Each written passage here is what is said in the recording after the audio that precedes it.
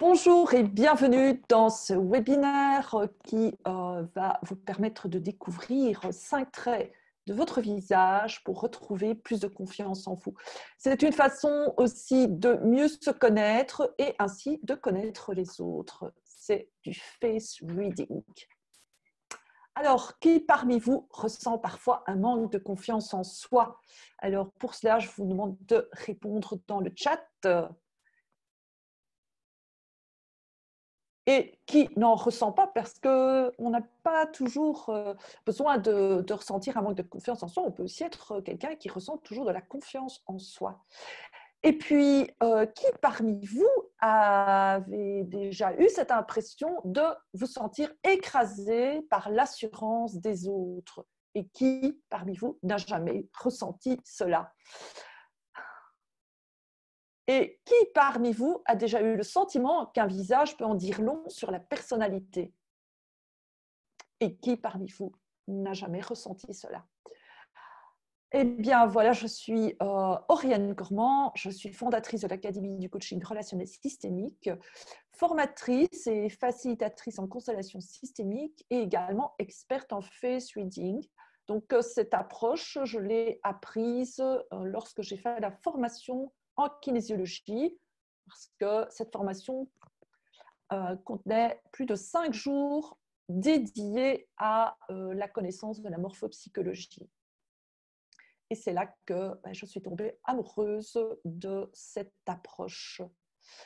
Alors, bien entendu, ce webinaire, c'est aussi pour annoncer la possibilité de faire une formation unique en ligne qui va réellement transformer vos relations privées, professionnelles, et peut-être même de créer un métier, ou en tout cas, simplement pour votre propre développement personnel. Alors, au programme de ce webinaire, on va bien entendu faire une petite introduction. Je vais vous dire un peu plus sur le face reading. Nous aborderons 6 choses à savoir à propos du face reading avant d'aller plus loin dans la découverte de ces 5 traits du visage qui sont en lien avec la confiance en soi. Et puis, je vous présenterai la formation plus en détail et il y aura une petite tombola. Alors, à propos du face reading, eh bien, de tout temps, dans toutes les cultures autour du monde, il y a eu cette tendance de l'humain d'observer son semblable, d'observer les traits du corps, du visage, et spécialement en ce qui concerne la médecine. Ainsi, en Chine, la médecine traditionnelle chinoise tient compte de la structure de la personne, de sa morphologie, et associe cette structure, cette morphologie à des comportements, à des tendances, et donc à des remèdes aussi qui sont plus appropriés à certains types plutôt qu'à d'autres. Donc ça, c'est quelque chose qui a été très très longtemps pratiqué. Donc on peut dire que ça fait plus de 5000 ans que l'être humain observe son semblable et en tire des conclusions, des observations, des généralités et des spécificités. Plus tard, chez les Grecs anciens, entre autres, Hippocrate a fait la même chose et a développé 4 typologies qui a été un modèle qui a été repris par Galien, médecin connu chez les Romains. Alors, pour Hippocrate, il y avait 4 types: le flegmatique, le sanguin, le colérique et le nerveux. Et les traitements, les accompagnements étaient adaptés à ces 4 typologies. Bon, je ne vais pas reprendre toutes les cultures, mais aussi dans la médecine ayurvédique, nous avons le pitta, le kapha, le vata, et je ne sais pas s'il y en a encore un autre parce que ce n'est pas ma spécialité. Et ainsi, dans beaucoup de cultures, on observe la morphologie et on associe des comportements. Alors, plus récemment, dans la tradition médicale occidentale, il y a eu l'homéopathie. Et là aussi, il y a une observation des comportements, de la structure, du visage, même de la couleur de la peau. Et c'est ainsi qu'il y a 4 typologies qui ressortent: le phosphorique, le sulfurique, le carbonique et le fluorique. Simplement, je donne ces noms pour faire prendre conscience que cette observation a toujours existé, même récemment. Et ainsi, le face reading vient de la personnologie ou structure-fonction et a ainsi sélectionné 51 traits sur 125 à partir d'observations et de statistiques. Donc, des statistiques ont été développées sur base d'observations et ça a été fait dans les années 30, 40, 50, toute cette période-là. Et le niveau de précision, il en est arrivé à 99,9%, 99,9% pour mes amis belges. Et cette analyse, observation et ces statistiques ont été faites sur base de 3 types d'observations.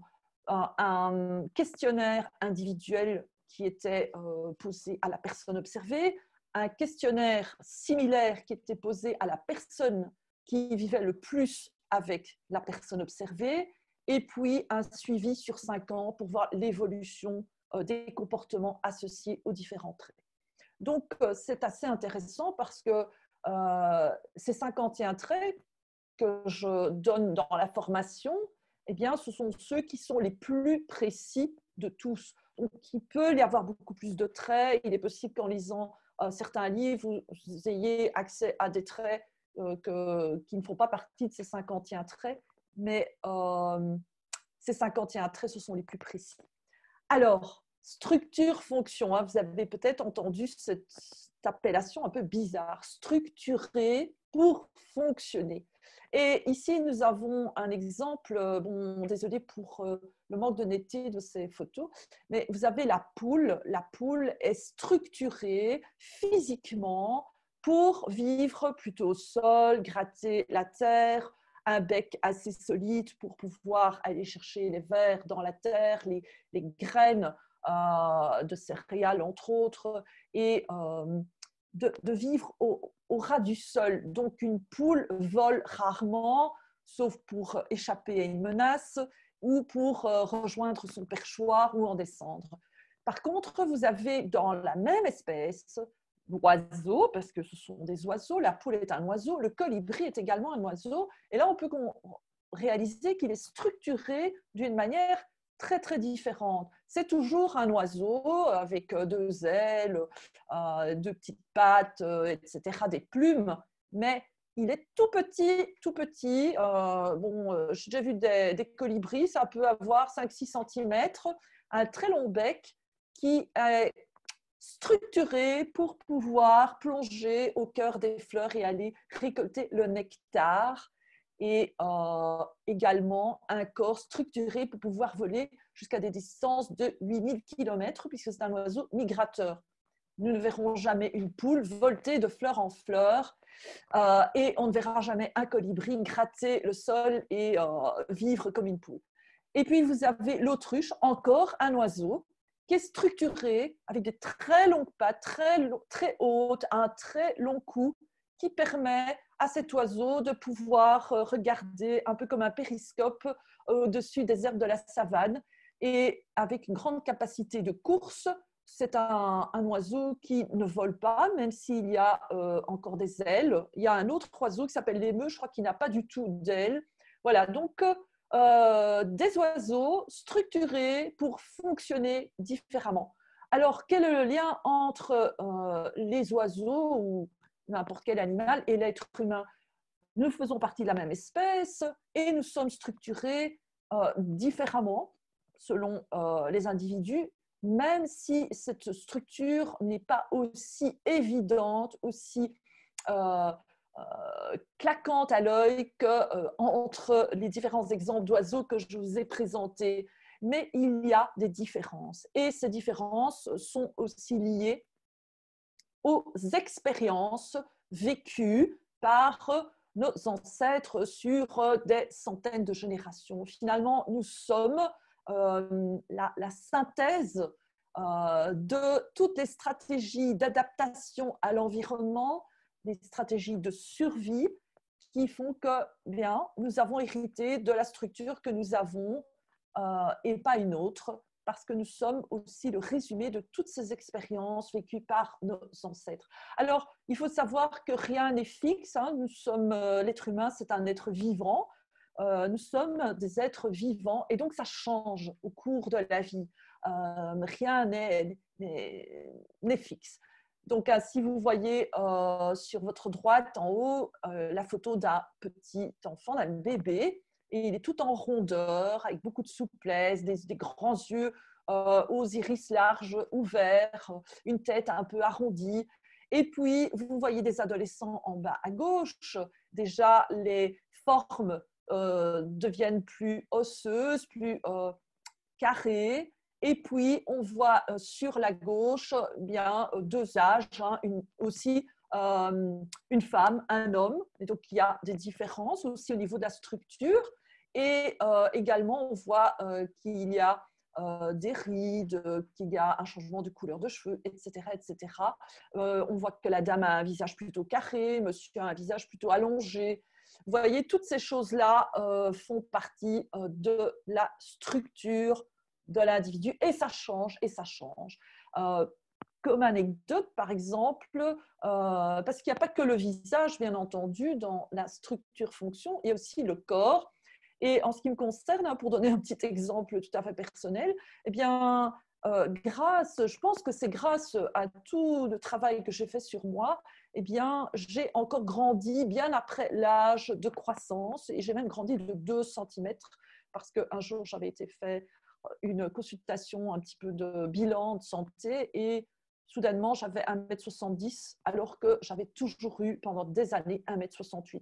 Eh bien, le fait d'avoir développé la confiance en moi, d'aborder le monde différemment, eh bien, ça a eu une influence sur mon attitude et ça m'a fait grandir. Donc, on peut vraiment changer beaucoup, beaucoup de choses dans notre corps aussi par le changement de notre état d'esprit. Donc, rien n'est fixe et tout est en évolution, en mouvement. Donc ça, je crois que c'est très important de le dire. Et donc, ça veut dire aussi que cette approche du face reading, de la personnologie, de la structure-fonction, ce n'est pas quelque chose qui enferme l'individu, mais c'est une approche qui permet à l'individu de mieux se connaître et d'évoluer. Alors, 6 choses à savoir avant d'aller plus loin. C'est vraiment très, très important de connaître et de comprendre ces 6 points. Par exemple, le point 1, c'est qu'il y a toujours 3 versions du même trait. Ici, j'ai choisi l'épaisseur des lèvres. Et donc, vous avez à gauche le type A. Et vous pouvez constater que les lèvres sont fines, autant la lèvre supérieure que la lèvre inférieure. Même on pourrait dire ici que la lèvre supérieure du type A, ici, est encore plus fine que celle du bas. Et également, vous pouvez repérer qu'il y a comme une petite ligne plus claire qui borde le contour des lèvres. Et ça, c'est encore un resserrement de la lèvre. Donc, cette personne resserre fortement ses lèvres, les a rentrées en lui. Et ça a un lien avec une manière d'être. Vous avez tout à fait à droite le type C, parce qu'il y a une description pour le type A et une description pour le type C.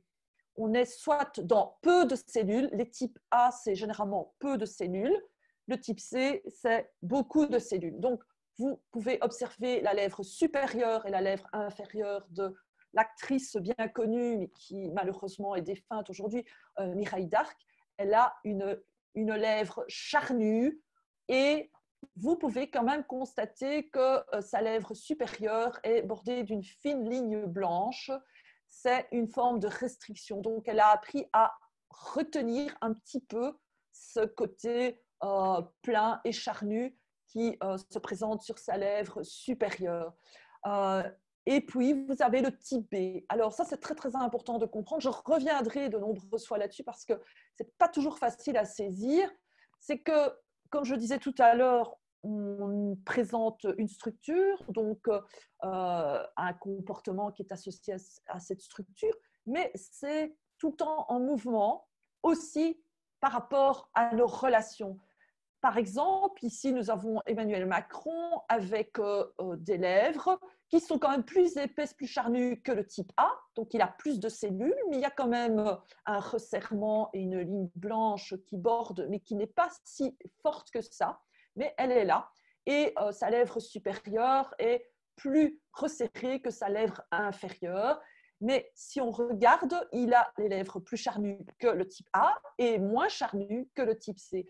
Donc, il y a plusieurs possibilités. Le type B peut être considéré par un type A comme un type C et peut être considéré comme un type A par le type C. Donc, ça va changer sa manière d'être aussi, va être toujours en relation avec la personne qui est en face de lui, d'elle. Donc, nous-mêmes, nous sommes ou des types A bien évidents, ou des types C bien évidents, ou parfois, on est un type B et donc on peut passer du type A au type C. Ça veut dire quoi? Ça veut dire que chaque trait a plusieurs aspects, à cet aspect type A, cet aspect type C, et le fait d'être type B, c'est qu'on peut balancer entre deux comportements parfois totalement opposés.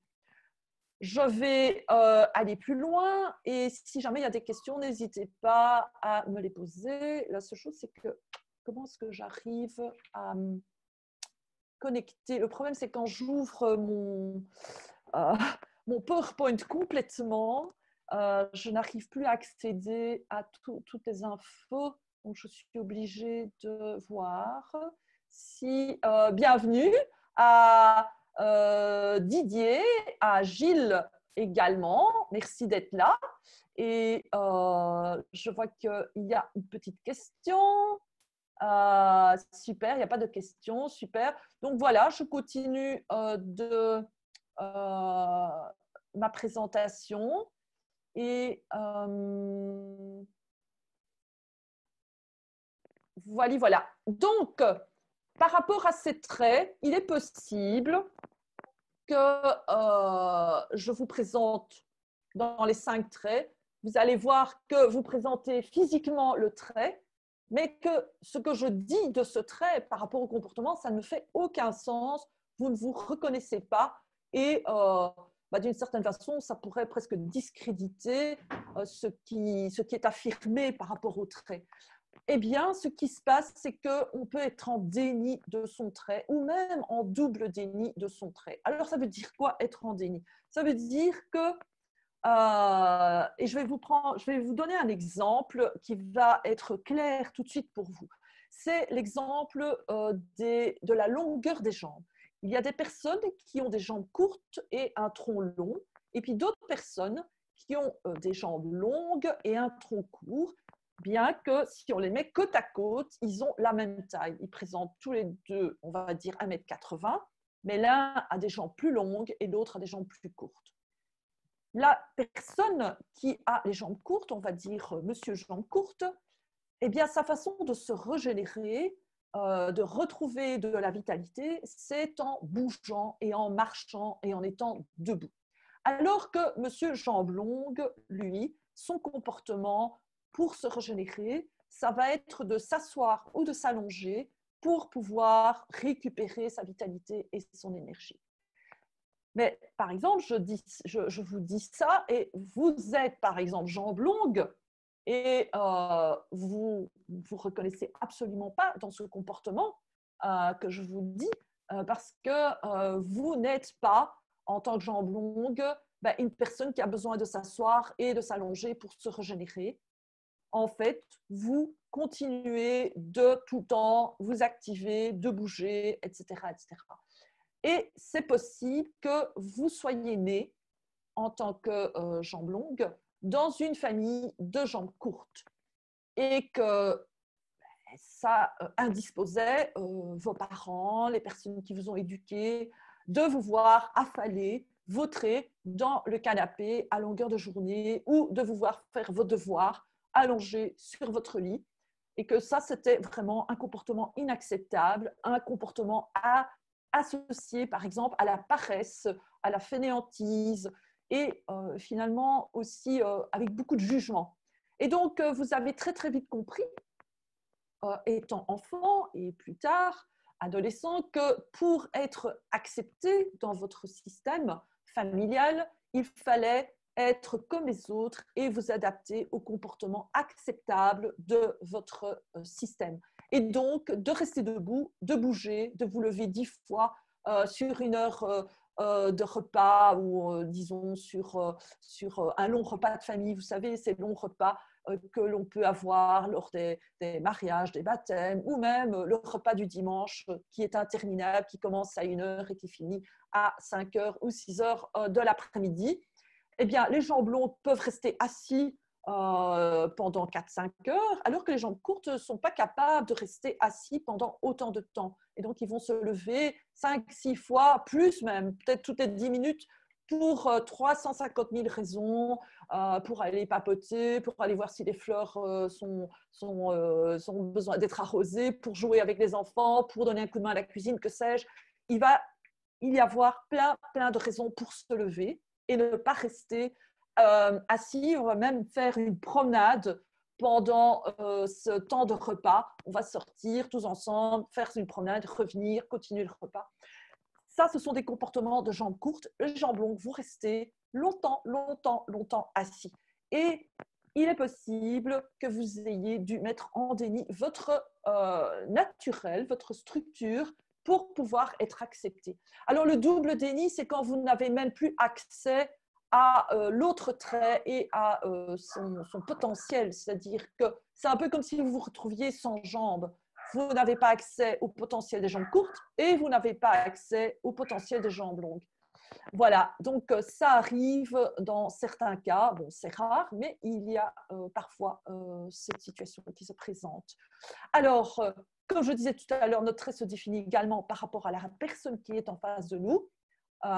Ici, vous avez monsieur, il n'est pas tout à fait type A, c'est un type B, donc il va être considéré par sa compagne comme un type A, alors que si je mettais ce monsieur face au type A des lèvres, tout à l'heure, vous avez vu le type A des lèvres hyper fines, eh bien, il pourrait être considéré comme un type C par le type A que je vous ai présenté tout à l'heure. Voilà, alors, les types B, ce sont des personnes qui cumulent à la fois les qualités du type A et les qualités du type C, ainsi que les besoins, mais aussi les défis et, disons, les limites aussi de chaque trait, parce que chaque trait a à la fois ses forces et ses limites. Voilà, voilà. Et puis, il faut savoir aussi que chaque trait, c'est une manière d'aborder le monde.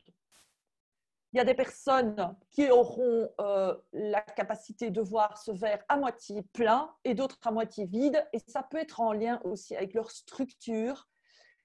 Et je rappelle que cette structure est le résultat des stratégies de survie qui ont été intégrées par les ancêtres.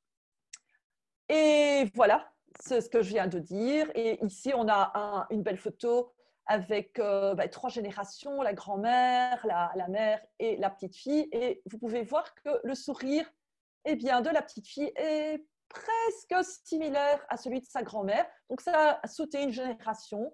Et voilà, donc ça peut sauter des générations parce que nous avons toutes les informations dans notre ADN, mais ça ne veut pas dire que ça se manifeste à chaque génération. Ça peut passer une génération et se manifester 2-3 générations plus tard. C'est à propos justement du trait de la confiance en soi. Et donc, comme vous pouvez voir ici, il y a le visage allongé ou le visage carré. Et ça, c'est un rapport. Donc, vous devez tracer une ligne ici, juste, ça s'appelle la ligne médiane, et comparer la largeur des canthis. Donc, vous repérez les 2 points ici au coin des yeux. Vous tracez une ligne également et une ligne au milieu. Et donc, vous devez prendre une photo de face et vous allez voir si le rapport est équilibré ou plutôt allongé. Donc, soit vous avez 1/3 ou soit vous avez 2/3. Et si vous avez un visage plutôt allongé, vous allez être plutôt de type A et votre nature sera plutôt prudente. Quand vous entendez, je dis plutôt, ce sera la tendance très forte, c'est d'être prudent, de réfléchir avant de vous lancer dans quelconque aventure, alors que le type C est par nature confiant. Alors, il faut savoir qu'ici, le type A est confiant en soi, mais c'est une confiance qui s'est construite à partir des expériences du passé et qui est une confiance acquise. Le type C est par nature confiant sans se baser spécialement sur les expériences du passé. Il a vraiment, je dirais, de naissance, c'est une confiance innée, et ça c'est vraiment la grande différence, parce que quand on est un type A, on va aborder les expériences et les défis qui se présentent dans la vie d'une manière très différente du type C. Le type A va être beaucoup plus réfléchi, alors que le type C va y aller beaucoup plus spontanément et va se sentir, disons, plus à l'aise que le type A. Le type A est vraiment dans un processus aussi plus intériorisé, alors que le type C est dans un processus plus extraverti. Il va vers l'extérieur. Le type A va vers l'extérieur, mais après avoir fait un petit voyage intérieur, une petite réflexion. Et c'est pour ça qu'un type A va avoir besoin d'un peu de temps avant de prendre une décision, alors que le type C va prendre sa décision beaucoup plus rapidement. C'est juste deux modes de fonctionnement assez typiques, bien entendu.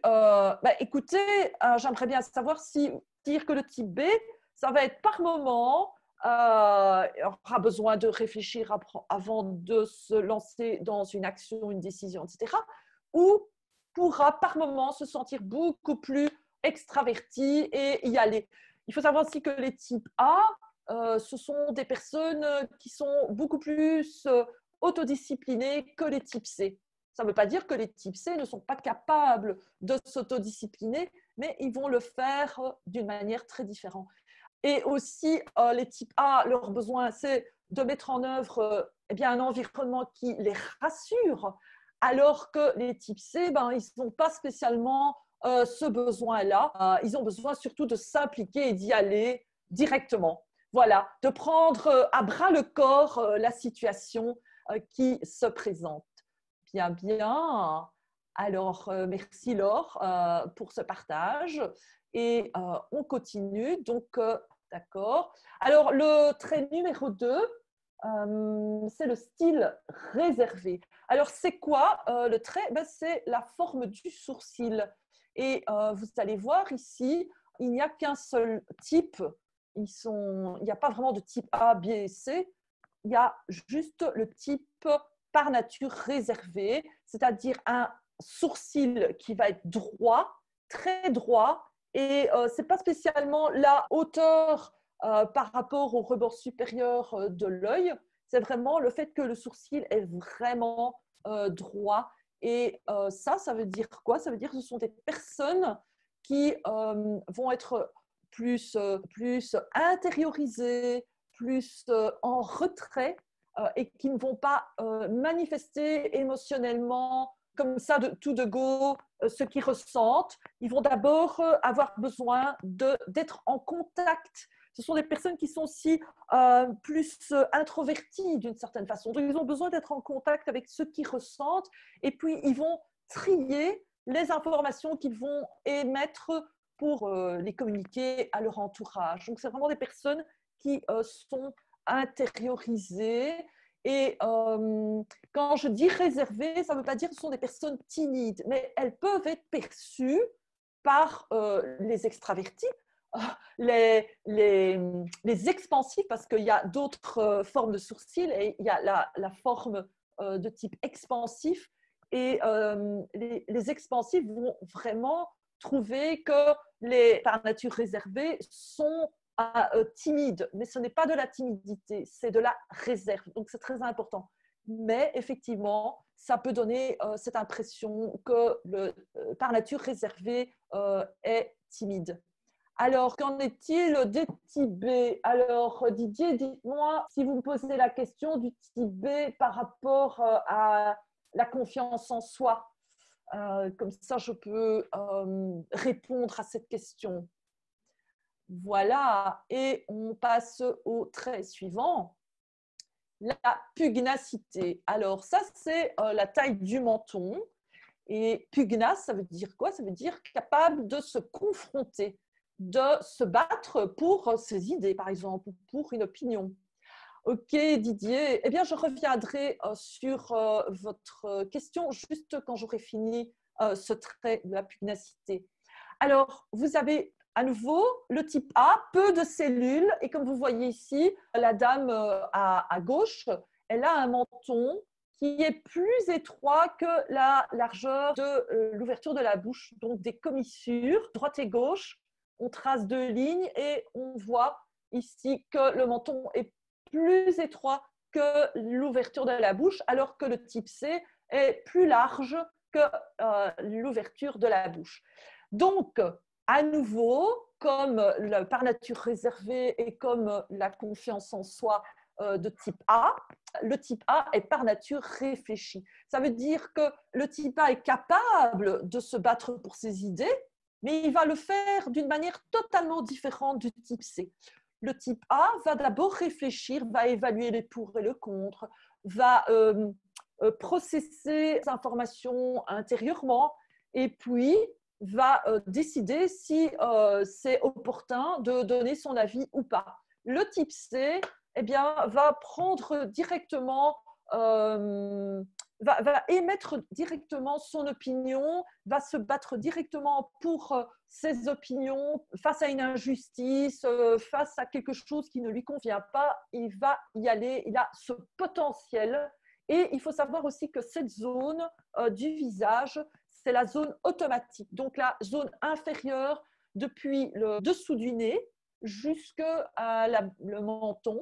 Toute cette zone du visage, c'est la zone automatique. Et donc, c'est automatique. Le type C va automatiquement être réactif et se battre pour affirmer son opinion, pour défendre son idée, pour prendre la défense de quelqu'un aussi, hein, parce que c'est aussi dans cette dynamique-là, alors que le type A va automatiquement revenir en soi, réfléchir et puis y aller. Donc le type A, quelqu'un qui peut, comme je vous disais, avoir de la confiance en soi, parce qu'on peut relier tous ces traits entre eux. Bien entendu, moi, je vous présente 5 traits distincts, mais ils peuvent résonner entre eux et se soutenir, se renforcer ou s'équilibrer.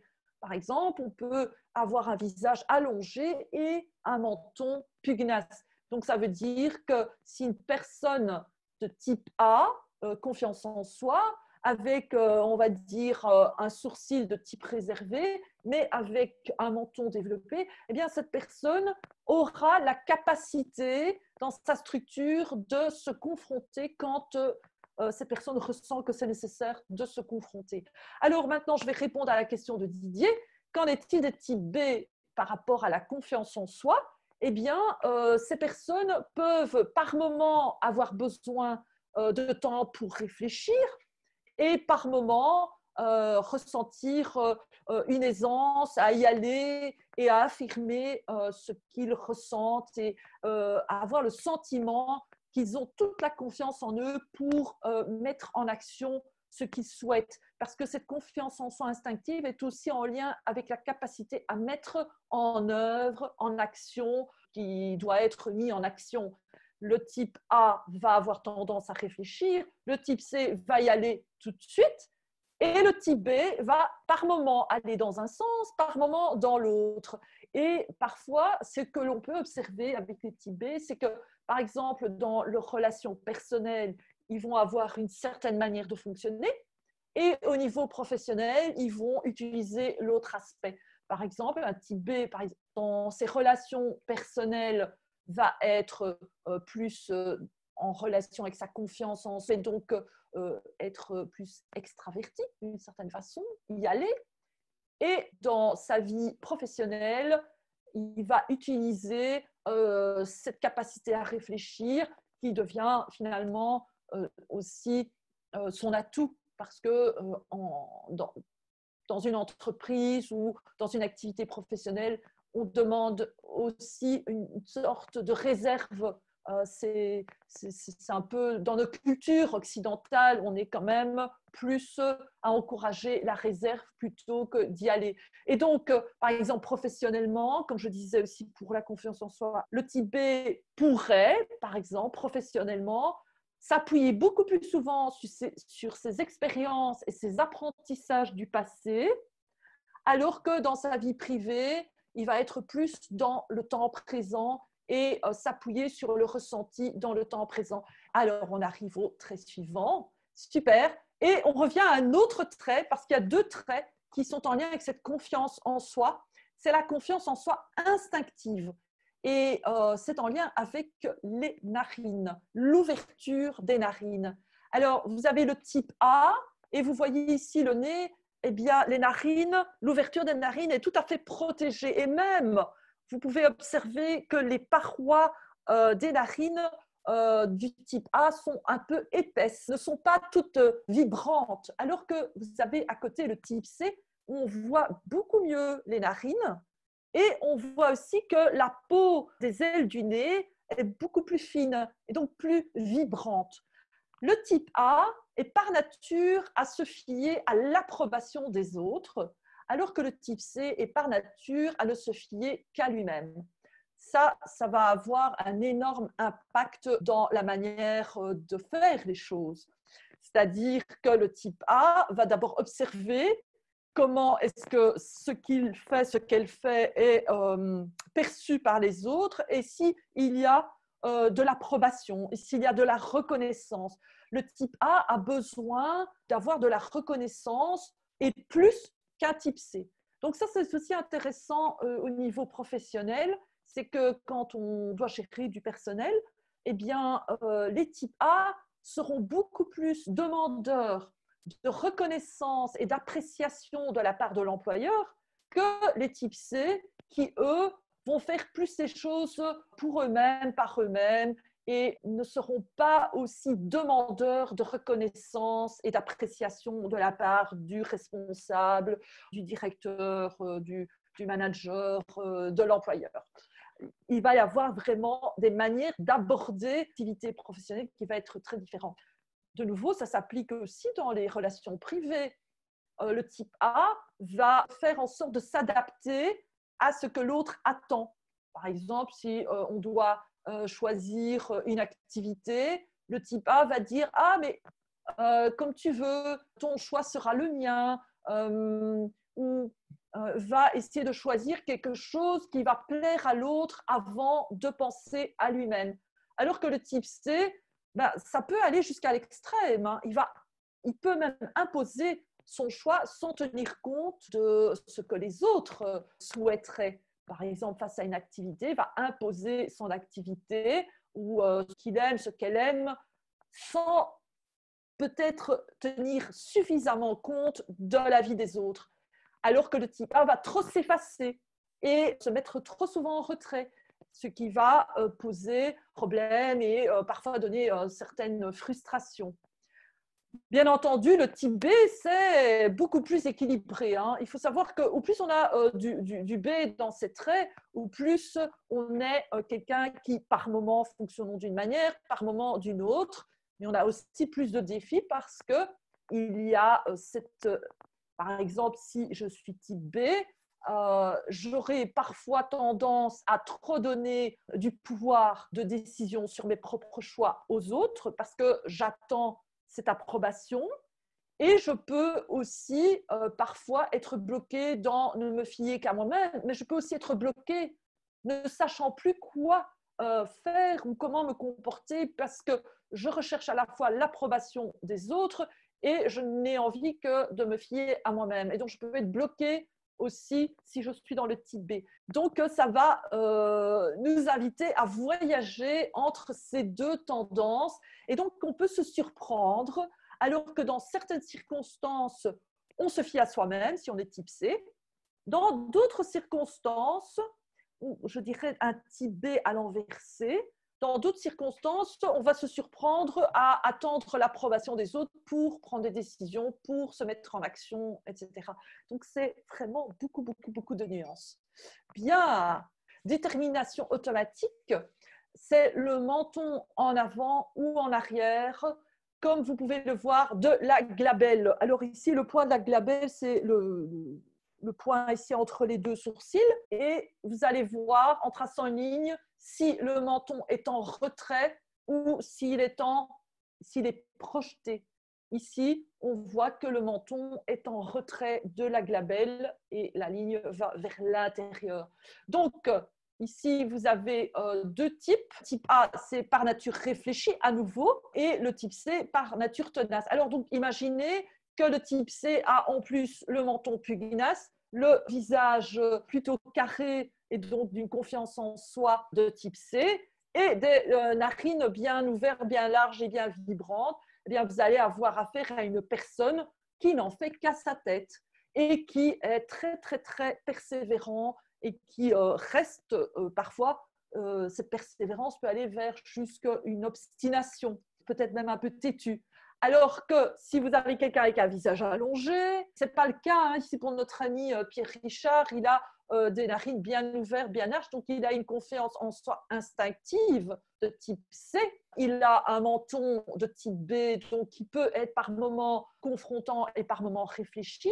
Il a le visage, je pense qu'il n'est pas si allongé que ça, il doit être un type B de nouveau. Donc par moments, il ressent de la confiance en lui, par moments pas. Et d'ailleurs, c'est intéressant parce que là, tout en parlant, je fais le lien avec les personnages qu'il a joués dans sa vie, le personnage du Distrel, le personnage qui arrive plein de sortes d'aventures, des arçonnantes, parce que c'est quelqu'un, et rappelez-vous, hein, dans La Chèvre, il était confronté à Gérard Depardieu, qui est juste à l'opposé de lui, et qui allait vraiment, j'en fais qu'à ma tête, j'y vais, alors que Pierre Richard était plutôt, même s'il n'est pas tout à fait un type A et qu'il est par moments type B, il était un type A face à Gérard Depardieu. Et donc, il n'avait pas le temps de réfléchir, il n'avait pas le temps de se connecter à son ressenti, il n'avait pas d'opportunité pour ça. Et donc, ça l'enclenchait dans chaque fois des mauvais choix. C'est vraiment observer les films, c'est parfois intéressant. Alors, Didier, le type B serait un alignement parfait. La perfection, ça c'est toujours une grande question.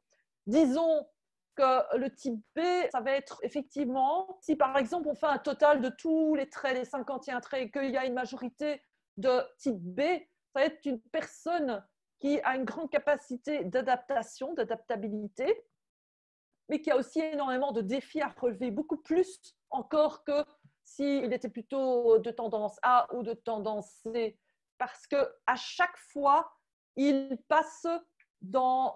en fait, il est toujours perçu d'une manière peut-être parfois un peu à l'opposé de ce qu'il se ressent. Donc, comme je disais, le type B est souvent perçu comme un type A par les types C, mais je crois que c'est un bon exemple. Hein. Pierre Richard face à Gérard Depardieu, on était vraiment dans des extrêmes. Et ce n'est pas pour rien que les personnes qui font les castings, ils choisissent aussi d'après le physique, pas uniquement la compétence d'acteur. Le physique est très important parce que le physique doit coller avec le personnage qui va être joué. Et dans ce film, je ne sais pas si vous avez eu l'occasion de le voir, revoyez-le ou voyez-le, on a vraiment cette opposition. On voit ça aussi dans le binôme Laurel et Hardy, où on est dans des extrêmes de nouveau. Mais effectivement, le type B serait-il un alignement parfait? Que le trait s'appelle détermination automatique. Hein. Donc ça, c'est aussi intéressant. C'est cette capacité à être persévérant. Le type A va avoir cette tendance à remettre en question cette nécessité de continuer, de persévérer ou pas. Alors que le type C va être persévérant, tenace même, et va pas prendre le temps de revenir en soi et de remettre en question ses choix.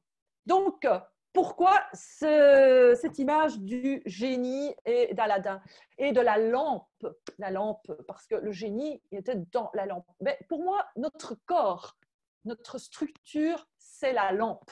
c'est la lampe d'Aladin. Et le génie, c'est tout ce savoir, cette connaissance qui a été accumulée de génération en génération depuis des centaines et des centaines de générations et qui est là. Et nous avons même plus qu'un génie, nous avons 51 petits génies qui peuvent travailler ensemble ou ne pas travailler ensemble. Au plus nous nous connaissons, au plus nous connaissons notre structure et notre potentiel, au plus nous pouvons activer nos 51 petits génies et surtout les faire travailler ensemble pour réussir notre vie, réussir nos objectifs, nous sentir à notre bonne place et améliorer nos relations. Au plus nous nous connaissons, au plus nous sommes à même de comprendre, d'accepter, de connaître la personne qui est en face de nous. Et ce que j'observe par la connaissance de ces 51 traits, ce qui grandit de jour en jour, c'est l'empathie, la compassion et l'acceptation de l'autre tel qu'il est, sans vouloir le changer, la changer. Parce que ça, c'est un des grands problèmes au niveau des relations, surtout des relations proches, privées, intimes, amoureuses. C'est que tôt ou tard, on a envie de faire changer l'autre et qu'il s'adapte à ce que nous, on pense qu'elle devrait être. Le fait de bien connaître ces 51 traits et d'avoir libéré le stress aussi qu'on peut avoir sur chacun de ces traits, ce stress qui est en lien avec ce fameux déni dont je parlais tout à l'heure, qui est en lien aussi avec toutes les croyances de notre société, avec les exigences de notre société. Il faut savoir que dans le monde professionnel, structure réservée, méthodique, qui se base sur les expériences du passé, est beaucoup plus encouragée, beaucoup plus recherchée, demandée, comme compétences et qualités que les personnes qui sont dans la spontanéité, dans l'ici et maintenant, dans le temps présent, fait qu'on peut changer d'attitude. Et vous savez, un peu comme les enfants peuvent changer émotionnellement d'un moment à l'autre, ce qu'on appelle lunatique. Eh bien, tout ça, ce n'est pas spécialement apprécié dans le monde professionnel et ce sont des structures beaucoup plus contrôlées qui sont attendues. Et le problème, c'est que parfois, nous devons mettre en déni notre nature profonde pour nous adapter et trouver une place au sein de la société.